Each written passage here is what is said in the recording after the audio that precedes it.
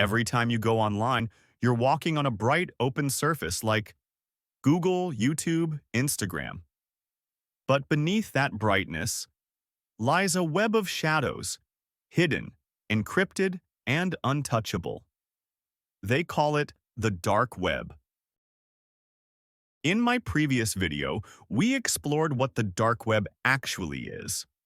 The layers, the myths, the iceberg beneath the surface. If you haven't watched that yet, I'd recommend you check it out first. Because today, we're not just talking about what it is. We're going inside it. We're going to see what really happens when you visit the dark web.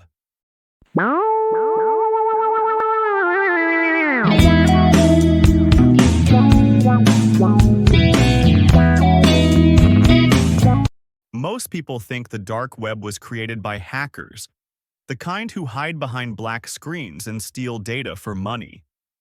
But the truth is far stranger, and a bit ironic, because the dark web was built by the US government. Let's rewind to the early 1990s. The internet was still young, fragile, open, and full of possibilities. But it had one major flaw: no privacy.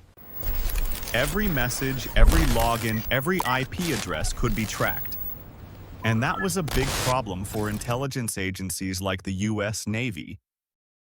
Somewhere deep inside the US Naval Research Laboratory, a small group of researchers was working on a secret project. Their mission? To create a system that allowed government operatives, spies, and diplomats to communicate securely and anonymously, without revealing who they were or where they were sending messages from. And that's where the concept of onion routing was born. But here's the twist. For the system to actually protect government communications, the network needed lots of traffic, random users that could hide the real agents inside the crowd. So, in the early 2000s, the US government did something unexpected. They released Tor to the public. Anyone could download it. Anyone could use it. Journalists, activists, people living in countries where the internet was censored. They all started using it for safety and freedom. But with freedom came the shadows. The same anonymity that protected good people also gave rise to the bad ones. Criminals, black markets, data sellers, hackers. They found it to be the perfect hiding place. And slowly, what started as a military privacy project became the foundation of the dark web. When you open the Tor browser and step into the dark web, it feels like another dimension.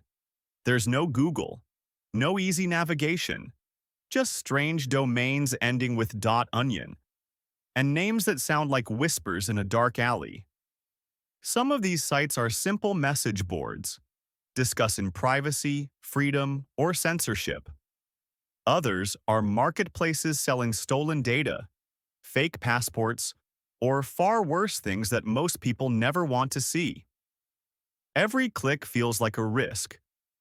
And the deeper you go, the more you realize you're not just browsing, you're being watched. When you visit the dark web, your connection jumps through multiple nodes worldwide.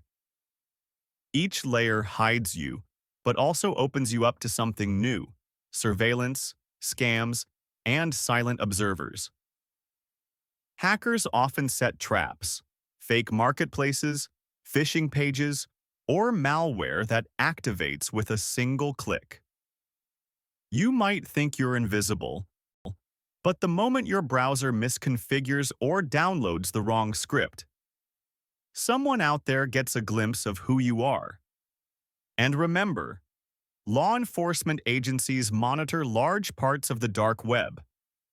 Not directly, but through data leaks, tracing crypto transactions, and digital breadcrumbs left by users who thought they were untraceable. So why do people still visit the dark web? For some, it's about freedom. the ability to speak without being tracked or censored. For others, it's curiosity, that human urge to see what's forbidden. But for many, it's temptation. The thrill of crossing a digital line they were never meant to see. So, what happens when you visit the dark web? You step into a place where nothing is what it seems, not the people, not the websites, not even your own screen. It's curiosity versus caution. And once you've seen what's inside, you can't unsee it.